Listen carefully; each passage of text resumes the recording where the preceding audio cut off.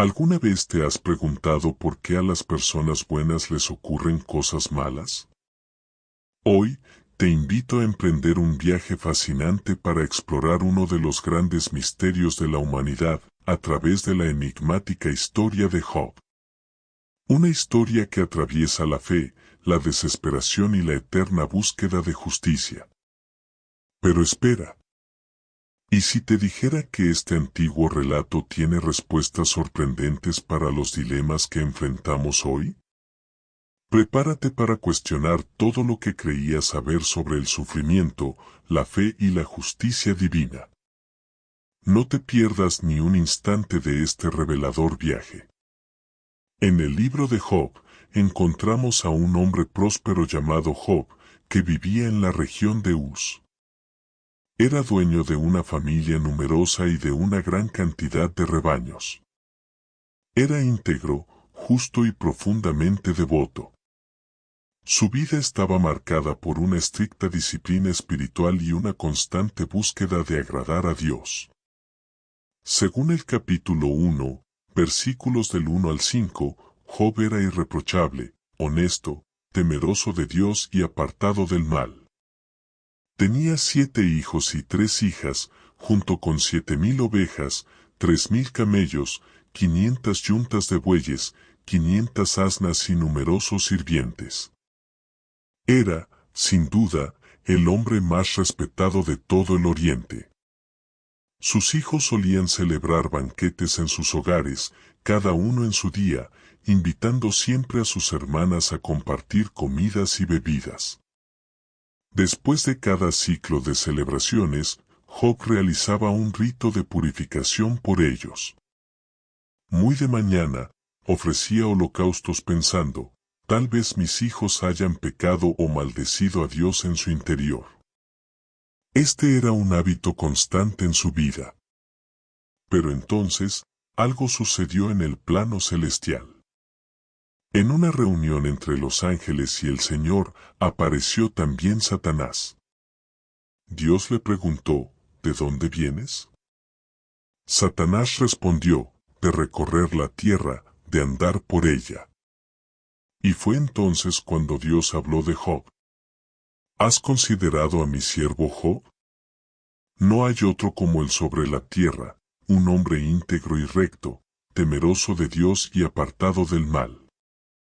Satanás replicó.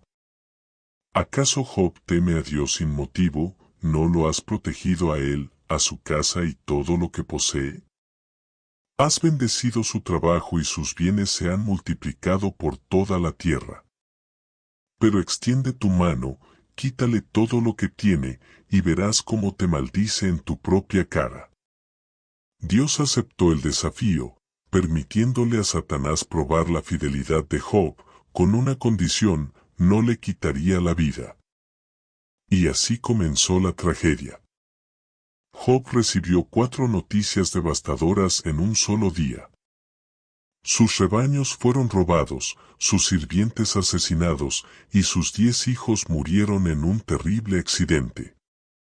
Uno de los mensajeros le dijo: los bueyes estaban arando y los asnos pastando cerca, cuando los sabeos atacaron. Se los llevaron y mataron a los sirvientes a filo de espada. Solo yo escapé para contártelo.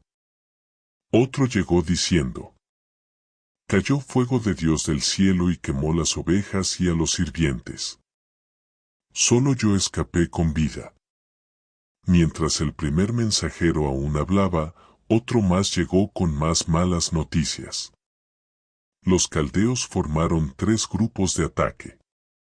Invadieron tus tierras por sorpresa, se llevaron tus camellos y mataron a los sirvientes a espada. Yo soy el único que logró escapar para contártelo. Pero la tragedia no se detuvo ahí. Aún no terminaba de hablar cuando un cuarto mensajero entró, pálido y tembloroso. Tus hijos e hijas estaban celebrando, bebiendo vino en casa del hermano mayor, cuando de pronto un fuerte viento vino desde el desierto. Golpeó con fuerza los 4 ángulos de la casa, y ésta se derrumbó sobre ellos. Murieron todos. Yo fui el único que sobrevivió para traerte esta noticia. Estos desgarradores eventos están descritos en el libro de Job, capítulo 1, versículos 13 al 19. El mundo de Job se vino abajo en un instante. Lo perdió todo. En medio del dolor, rasgó sus vestiduras y se rapó la cabeza como señal de luto. Pero en lugar de maldecir, se postró en el suelo y adoró. Dijo: desnudo salí del vientre de mi madre, y desnudo volveré allá. El Señor dio, y el Señor quitó. Bendito sea el nombre del Señor. A pesar de la tragedia, Job no pecó ni culpó a Dios por lo ocurrido. Esta poderosa respuesta aparece en el capítulo 1, versículos 20 al 22. Entonces, en el plano celestial, Satanás volvió a presentarse ante Dios. Y una vez más, Dios destacó la integridad de Job. Pero Satanás respondió: sí, todo lo que tiene lo ha perdido, pero toca su cuerpo, hiérelo en su carne, y verás cómo te maldice en tu cara. Dios permitió entonces que Satanás afectara la salud de Job, pero sin quitarle la vida. Job fue cubierto de llagas desde la cabeza hasta los pies. Se sentaba entre cenizas, rascándose con un trozo de cerámica. En medio de este sufrimiento, su esposa le dijo: «¿Aún conservas tu integridad? Maldice a Dios y muérete». Pero él respondió: «Recibiremos de Dios lo bueno, y no lo malo». En todo esto, Job no pecó con sus labios. Aquí es donde se entrelazan dos realidades, una historia celestial y una terrenal. Lo que ocurre en la tierra es reflejo de un conflicto que se inició en el cielo, como lo vemos también en el Apocalipsis. La guerra espiritual precede a la aflicción humana. Al enterarse de su situación, tres amigos de Job, Elifaz, Bildad y Zofar, vinieron a consolarlo. Al verlo tan desfigurado por el dolor, se sentaron en silencio junto a él durante 7 días y 7 noches. Nadie dijo una palabra. El dolor hablaba por sí solo. Al 7º día, Job rompió el silencio. No para quejarse del sufrimiento, sino para maldecir el día de su nacimiento. Comparó la vida con la luz y la muerte con la oscuridad, deseando no haber nacido jamás. Sentía que la existencia solo prolongaba su agonía. Elifaz fue el primero en responder. Le recordó a Job que él, en el pasado, consolaba a los afligidos, pero ahora no soportaba su propia carga. Insinuó que el sufrimiento de Job debía tener una causa, algún pecado oculto. Le aconsejó que buscara el favor de Dios y se arrepintiera. Bildad y Zofar apoyaron esa idea. Para ellos, Job debía haber hecho algo malo para provocar la justicia divina. Bildad incluso sugirió que sus hijos murieron por su propio pecado. Zofar fue aún más duro, diciendo que Job merecía castigos aún peores. Job escuchó cada palabra, pero no las aceptó.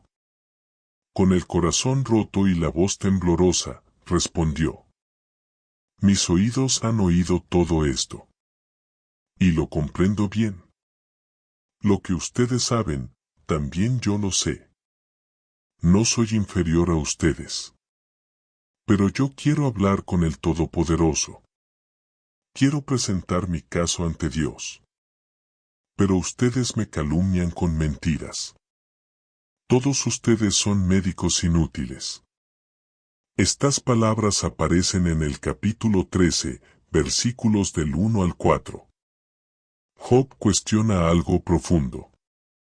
¿Por qué Dios juzga a las personas por sus acciones si Él tiene el poder para corregir o incluso perdonar, sin dolor? ¿Por qué el sufrimiento recae sobre los justos si los caminos de Dios son más altos que nuestro entendimiento? Job reconoce una verdad incómoda. Los seres humanos no pueden convencer a Dios con palabras, porque Dios no se deja engañar. Job, en su angustia, admite una verdad desgarradora: no sabe lo suficiente ni siquiera para defender su caso ante Dios. Siente que sus palabras se pierden en el vacío, que su voz no llega al cielo. Y entonces, anhela intensamente por alguien que pueda ser un mediador entre él y Dios. Alguien que interceda, que traduzca su sufrimiento, que lo defienda ante el trono divino para evitar ser condenado al Seol, el inframundo. Pero hay un destello de esperanza en su voz, un grito de fe que trasciende su dolor. En medio de la desesperación, Job declara con firmeza: yo sé que mi Redentor vive, y que al final se levantará sobre la tierra. Job 19:25. Y también: aún ahora, mi testigo está en el cielo. Mi abogado está en lo alto. Job 16:19. El sufrimiento, sin embargo, se vuelve cada vez más insoportable. Job se torna amargo, ansioso, temeroso. Empieza a cuestionar la justicia de un Dios que parece permitir que los malvados prosperen, mientras los inocentes, como él, son aplastados por la desgracia. Quiere encontrar a Dios. Quiere enfrentarlo. Protestar. Pero Dios no aparece. Es como una sombra que se desvanece cuando intenta acercarse. Job empieza a creer que la verdadera sabiduría está oculta de los seres humanos. Aún así, toma una decisión valiente: seguir buscándola. ¿Dónde se encuentra la sabiduría? En temer a Dios y apartarse del mal. Y entonces, Dios responde. Después de que Job le implorara 36 veces por una audiencia divina, el cielo finalmente se abre. Y Dios habla. Pero no desde un templo, ni desde los cielos serenos, sino desde el estruendo de una tormenta. Hay un tono irónico, casi burlón, en la voz de Dios. Le recuerda a Job quién es Él. El creador del universo. El que puso los cimientos del mundo. Y le lanza una serie de preguntas imposibles. ¿Dónde estabas tú cuando yo puse los cimientos de la tierra? Dímelo, si sabes tanto. Dios recorre, con imágenes majestuosas, su obra: el mar, las estrellas, los animales salvajes, las estaciones del año. Y termina preguntándole a Job si acaso él está en posición de juzgar. ¿Acaso me vas a condenar para justificarte a ti mismo? Job se siente abrumado. Pequeño. Sin palabras. Entonces responde, con humildad: soy indigno, ¿cómo puedo responderte? Me tapo la boca con la mano. Hablé una vez, pero no tengo respuesta. 2 veces, pero no diré nada más. Job 40, 3-5. Dios vuelve a hablar, pero esta vez no de sí mismo. En lugar de eso, le presenta 2 criaturas imponentes: el Behemoth, como un hipopótamo colosal, y el Leviatán, un monstruo marino temible. Como si dijera: ¿puedes tú dominar a estas bestias, Job? Entonces, ¿cómo esperas comprender los misterios del universo? Hay humor, sí, pero también una enseñanza profunda. Si no puedes entender ni a los animales, mucho menos entenderás la justicia divina. Job lo comprende, por fin. Y en un acto de rendición total, declara: reconozco que tú lo puedes todo. Y que ningún plan tuyo puede ser frustrado. Yo hablaba de cosas que no entendía. Cosas demasiado maravillosas para mí. Por eso me retracto. y me arrepiento en polvo y ceniza. Job 42, 1, 6. Aunque su encuentro con Dios fue humillante, también fue profundamente restaurador. Lo que Job necesitaba no era una explicación, sino una conexión. Ese contacto directo con Dios se convierte en el verdadero clímax del libro. En el epílogo, el tono cambia abruptamente de poesía a prosa. Job, ahora reconciliado con Dios, deja de buscar razones. Y entonces, Dios lo restaura. Le devuelve hijos, 7 varones y 3 hijas, le multiplica sus riquezas y le concede una vida más plena que antes. Job vuelve a sonreír, no porque entendió todo, sino porque volvió a confiar.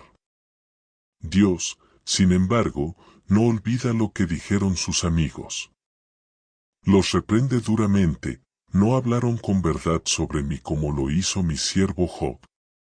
Es un recordatorio contundente, no todas las palabras religiosas son sabias. No todo consuelo es divino. No debemos citar a los amigos de Job como si representaran la voz de Dios. Y lo más sorprendente, en ningún momento Dios le explica a Job lo que ocurrió entre él y Satanás. No le revela la apuesta. ¿Por qué? Porque Job no necesitaba saberlo. Lo que Dios quería era que Job aprendiera a confiar, incluso en el silencio, incluso en la oscuridad. Aquí, es vital entender una diferencia clave entre la perspectiva judía antigua y la cristiana. En tiempos del Antiguo Testamento, el pueblo de Israel no concebía la justicia divina a la luz de la eternidad. Creían que la recompensa o el castigo debían verse en esta vida, ya que tanto justos como injustos iban al mismo destino, el Seol, una existencia sombría después de la muerte. El Seol. Ese lugar oscuro, silencioso, donde los espíritus separados del cuerpo dormían, era todo lo que Job conocía sobre la vida después de la muerte. En la visión judía antigua, la justicia divina debía manifestarse en esta vida, porque al morir, todos, justos o malvados, descendían al mismo destino sombrío. Pero los cristianos ven el sufrimiento con una luz completamente distinta. Ellos viven con una esperanza eterna. A la luz de la obra de Cristo, el sufrimiento actual pierde peso, palidece frente a la gloria incomparable que los espera en el cielo. El apóstol Pablo escribiría siglos después: los sufrimientos del tiempo presente no son nada comparados con la gloria venidera. Romanos 8:18. En el libro de Job, solo hay destellos de esta esperanza. Breves, como luces que parpadean entre las sombras. En un momento, Job afirma que verá a Dios después de su muerte. Pero no tiene idea de cómo será eso. Y el tema no vuelve a desarrollarse. El libro de Job es una obra compleja, con 2 tramas entrelazadas. 1. La trama divina. 2. La trama terrenal. El relato se abre con la escena celestial. Una reunión en los cielos. Dios está rodeado de sus seres celestiales, y entre ellos aparece Satanás. Pero este no es aún el enemigo con cuernos y tridente de la iconografía medieval. En el contexto hebreo original, Satán significa acusador. Era un ángel cuya tarea era examinar la tierra y reportar los pecados humanos. Un fiscal cósmico, cínico y desconfiado. Había visto tanto egoísmo, tanto engaño, que ya no creía que nadie pudiera amar a Dios por lo que Dios es. Satanás pensaba que los humanos solo amaban a Dios por lo que Él les da. Entonces, se da el diálogo que enciende toda la historia. ¿Has considerado a mi siervo Job? pregunta Dios. Claro que lo ama, responde Satanás. Lo has bendecido con riquezas, salud e hijos. Quítale todo eso, y verás cómo te maldice. Y así, se produce la apuesta divina. Una prueba celestial cuyo desenlace se desarrollará en la tierra. Aquí está el giro dramático más poderoso. Job no sabe nada de esta conversación. El lector sí. Y eso genera una tensión exquisita. Job se debate en la oscuridad mientras nosotros sabemos que su sufrimiento no es castigo, sino una prueba. Porque si Job supiera lo que ocurre en el cielo, entonces la prueba no tendría valor real. Este fragmento también nos enseña algo crucial sobre Satanás.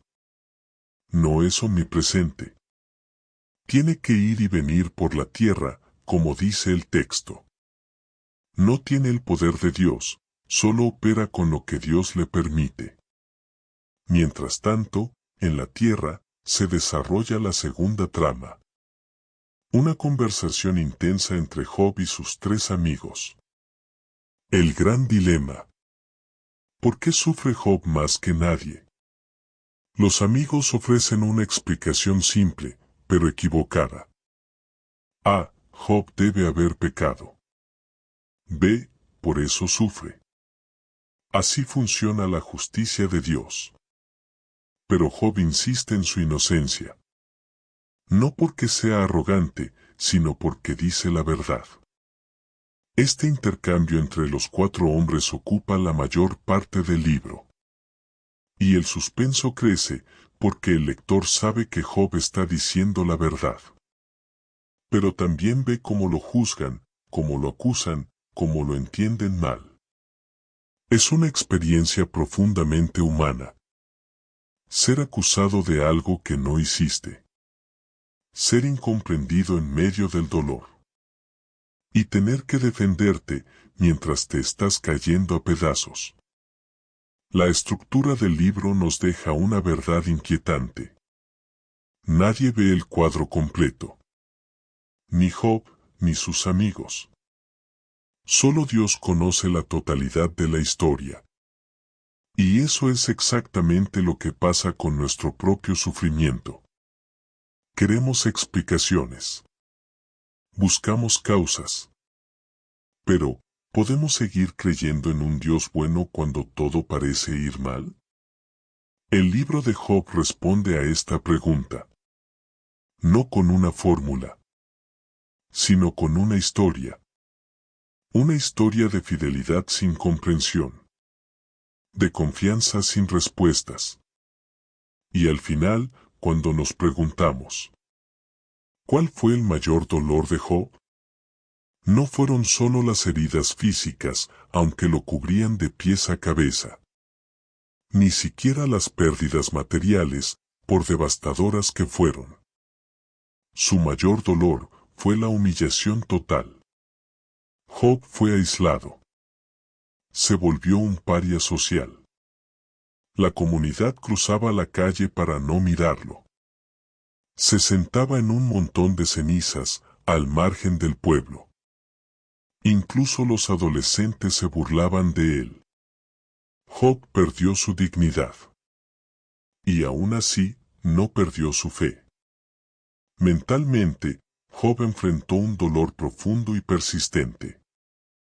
El tormento de no entender por qué estaba siendo aplastado por tantas desgracias.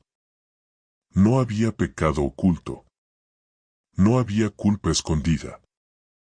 Y sin embargo, todo en su vida se había derrumbado. Espiritualmente, su angustia fue aún más intensa. Se sentía alejado de Dios. Eso fue lo que realmente lo quebró. No el dolor físico. No la pérdida. Sino el silencio. Clamó. Suplicó. Le rogó a Dios que se manifestara, que hablara con él. Hasta lo desafió, con lágrimas en los ojos y cenizas en la piel. Ese fue el sufrimiento más insoportable. Sentirse abandonado por aquel en quien había depositado toda su confianza. Porque cuando sentimos que Dios está lejos, el dolor se vuelve insoportable. Pero entonces, sucedió. Dios habló. Y cuando finalmente Job tuvo su encuentro con el Altísimo, nada ocurrió como él lo había imaginado. Para los cristianos, el libro de Job resuena aún más profundamente a la luz del Nuevo Testamento. 1. Dios también permitió que Satanás atacara a su propio Hijo. Jesús, colgado en la cruz, gritó: Dios mío, ¿por qué me has abandonado? El cielo estaba en silencio. Y el Hijo no recibió explicación alguna. Tal como le ocurrió a Job. 2. El cristiano entiende que la vida no termina con la muerte. El sufrimiento no necesita ser entendido completamente en este mundo. Porque la historia continúa más allá del velo. En la versión griega del libro de Job se añadió un versículo misterioso. Y Job resucitará con aquellos a quienes el Señor resucite. Un susurro de esperanza en medio del dolor. Una promesa oculta entre líneas. 3. La esperanza de la resurrección final. Los cristianos creen que Jesús volverá como juez. Y en ese día, todos, los piadosos y los perversos, comparecerán ante su trono. Será la gran reivindicación final. La justicia de Dios será revelada públicamente ante toda la humanidad. Y todo lo que Job anheló, todo lo que pidió llorando en la oscuridad, se cumplirá plenamente en ese día glorioso. Al seguir el viaje de Job, no solo descubrimos una historia antigua, descubrimos una verdad eterna. Una verdad que arde con fuerza. La fe, la resiliencia y la justicia divina nunca pasan de moda. Y si esto resonó contigo, tenemos mucho más por descubrir juntos. Este canal es solo el comienzo. Cada historia que compartimos es una puerta. Un portal a nuevas dimensiones de sabiduría, inspiración y propósito. No te quedes fuera de esta travesía. Suscríbete ahora. Activa las notificaciones. Dale me gusta para ayudarnos a llegar a más personas. Comenta abajo tus reflexiones. Nos encantaría leerte. Y comparte este video con amigos y familiares que lo necesiten. Pero espera, porque este no es el final. Sé que quizás algunas preguntas siguen latiendo en tu interior. ¿Cómo navegar por la vida espiritual cuando todo se oscurece? ¿Cómo desbloquear una vida de bendición en medio de los desafíos? Déjame decirte algo. No estás solo en este camino. En los comentarios encontrarás un enlace exclusivo a un recurso que puede cambiar tu historia. Descubre la prosperidad con Dios. La guía definitiva para superar retos espirituales y vivir una vida abundante. Este no es solo un libro. Es el resultado de años de estudio, experiencias transformadoras y revelaciones profundas. Imagina romper esas barreras que te han frenado. Visualiza una vida alineada con las promesas de bendición que Dios ha preparado para ti. Este ebook es un mapa. Un camino hacia el propósito, la paz y la prosperidad que mereces. Miles ya están recorriendo este sendero iluminado por la fe. Ahora, es tu turno. Haz clic en el enlace. Y comienza hoy mismo tu propia historia de redención, plenitud y victoria. Porque recuerda, la prosperidad con Dios no es un sueño lejano. Es una promesa esperando ser cumplida. Nos vemos en el próximo capítulo. Y que tu fe nunca se apague. Aunque el cielo parezca en silencio.